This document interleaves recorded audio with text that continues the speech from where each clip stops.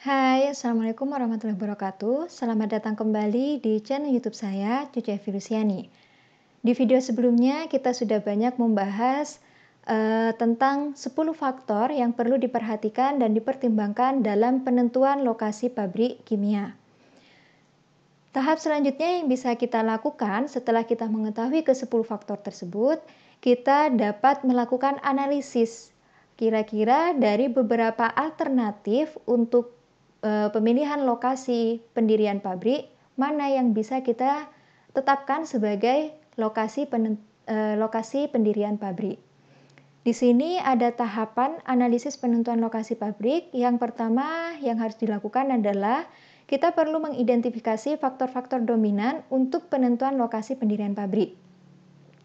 Jadi kita perlu mengetahui faktor-faktor yang dimaksud itu adalah 10 faktor dalam penentuan lokasi pabrik yang sudah dibahas di video sebelumnya.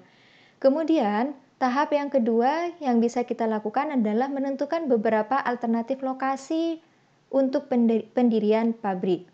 Jadi, kita jangan hanya fokus pada satu lokasi, tetapi kita bisa mencari beberapa lokasi-lokasi lainnya yang bisa kita jadikan sebagai alternatif untuk bahan pertimbangan sebelum nantinya kita akan memilih lokasi mana yang akan kita gunakan untuk mendirikan pabrik yang sudah kita rancang. Setelah kita menentukan beberapa alternatif lokasi dan faktor-faktor dominan yang sudah ditetapkan, hal yang kita perlu lakukan adalah menganalisis alternatif lokasi tersebut berdasarkan faktor-faktor yang sudah kita pertimbangkan. Ini digunakan untuk pengambilan keputusan penentuan lokasi pendirian pabrik. Jadi, dalam proses menganalisis alternatif lokasi ini, ada beberapa metode yang bisa digunakan. Di sini ada 6 metode yang akan kita pelajari. Yang pertama ada factor rating, di mana metode ini memberikan pemeringkatan terhadap 10 faktor dalam penentuan lokasi pabrik yang sudah kita bahas di video sebelumnya.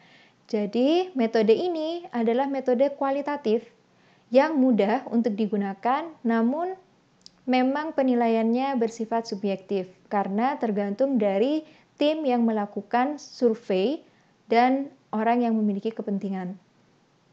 Tetapi metode yang paling umum digunakan itu adalah metode factor rating ini karena mudah dan sederhana untuk diaplikasikan.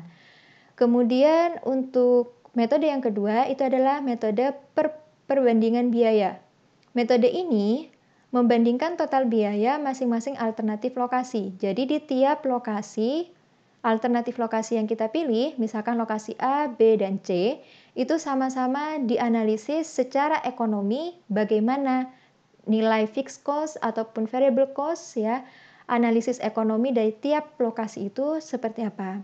Biasanya dipilih adalah lokasi yang memberikan nilai yang nilai analisis ekonominya yang paling rendah ya.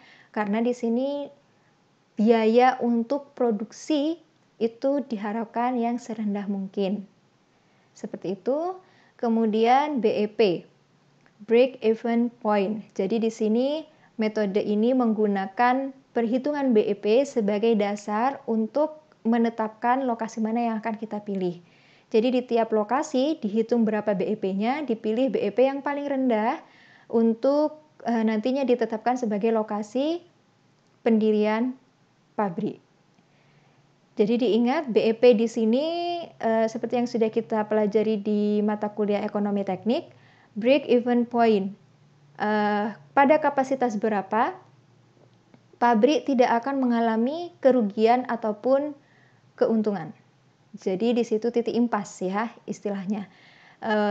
Tapi basis perhitungannya di sini adalah persen kapasitas ya, bukan rupiah, bukan nilai satuan mata uang.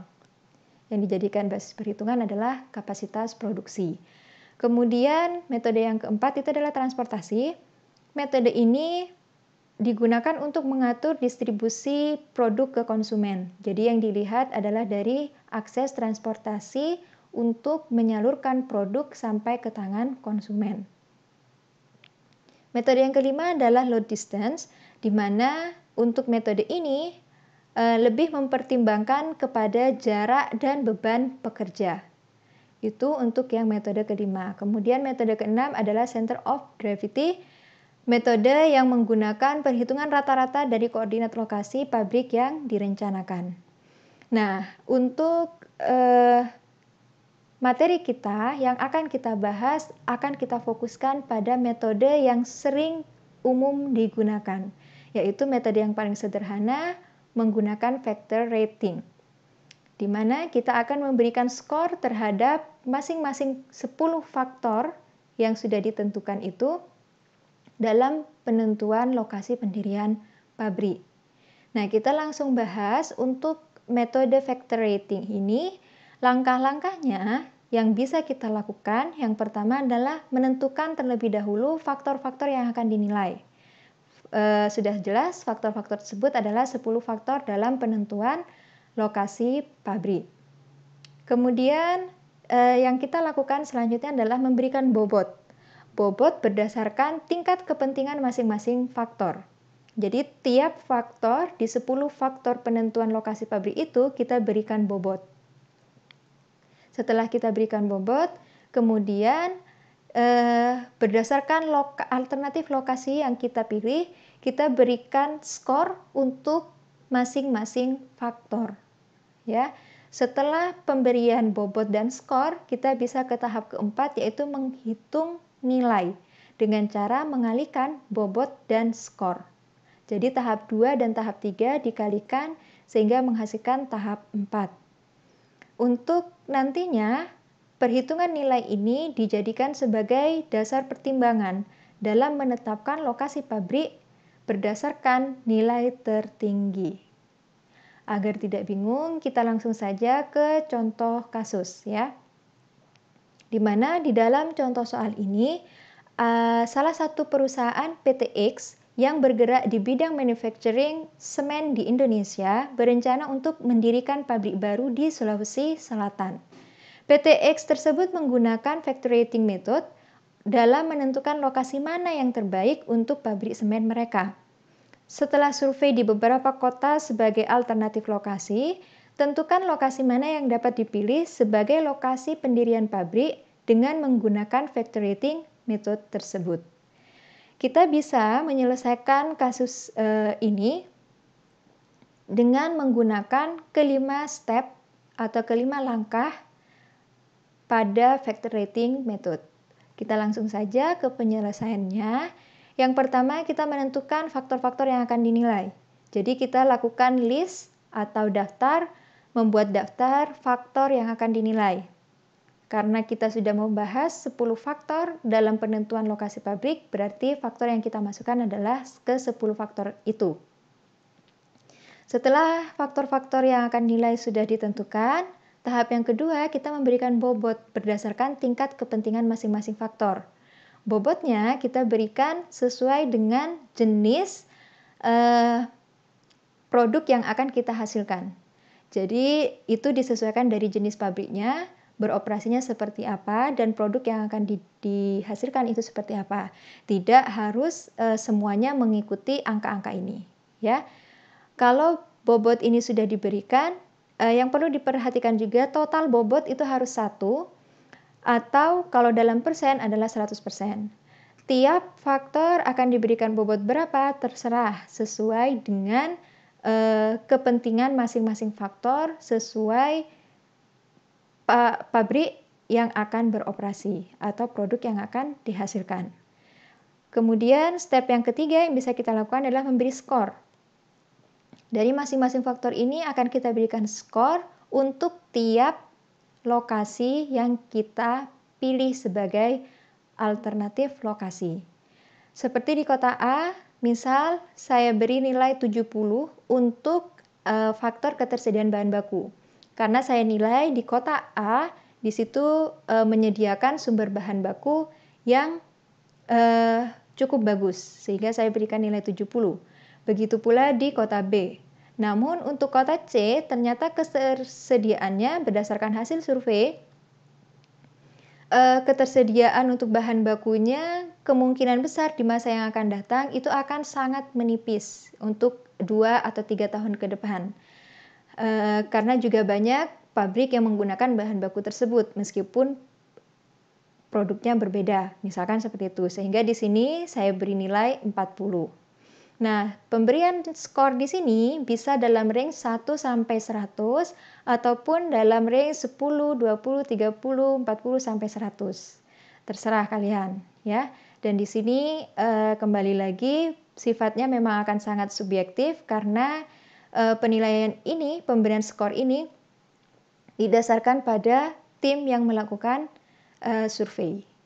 Kemudian setelah kita memberikan skor di masing-masing alternatif lokasi untuk masing-masing faktor, kita lakukan perhitungan nilai dengan cara mengalihkan bobot dengan skor untuk tiap faktor dan tiap alternatif lokasi. Jadi misal untuk nilai di kota A itu dapatnya 6,3. Ini diperoleh dari mana? Dari perkalian antara 0,09 dengan kota A. Skor di kota A yaitu 70. Hasilnya 6,3. Begitu pula di kota B, 0,09 kali skor di kota B adalah 70 sehingga nilainya 6,3. Dan di kota C juga sama, yaitu perkalian antara bobot 0,09 dengan skor di kota C adalah 40, sehingga hasilnya adalah 3,6. Setiap faktor kita lakukan perhitungan seperti itu, kemudian kita di total ya untuk masing-masing kota. Jadi tiap lokasi semua faktor ini kita total berapa nilainya. Kalau di sini kita bisa melihat nilai 72,4, 69,4 untuk kota B, 60,6 untuk kota C itu diperoleh dari jumlah total nilai dari faktor 1 sampai faktor ke-10.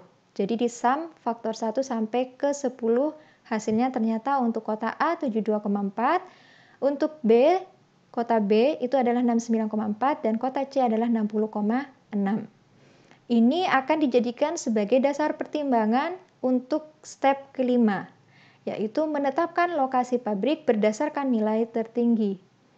Nah, di sini bisa kita lihat bahwa berdasarkan hasil metode factor rating, total nilai untuk kota A 72,4, kota B 69,4, kota C adalah 60,6.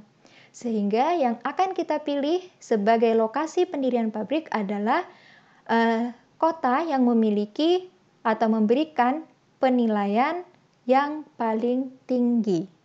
Jadi di sini kota A adalah kota yang memiliki nilai tertinggi dibandingkan kota B dan kota C. Sehingga kota A akan dipilih untuk pendirian pabrik baru dari PTX tadi di Sulawesi Selatan. Ya, jadi itu yang bisa dilakukan dalam penentuan lokasi pendirian pabrik. Silakan dipahami untuk metode factor rating ini. Saya harapkan metode ini bisa kalian gunakan untuk nantinya dalam pengerjaan tugas perancangan pabrik kimia. Sehingga nanti dalam penentuan lokasi pabrik bisa lebih tepat ya, meskipun di sini penilaiannya sangat subjektif seperti itu. Semoga bisa dipahami dan bisa dimengerti. Selamat belajar. Untuk video kali ini saya cukupkan sampai di sini. Semoga bermanfaat dan kurang lebihnya mohon maaf. Wassalamualaikum warahmatullahi wabarakatuh.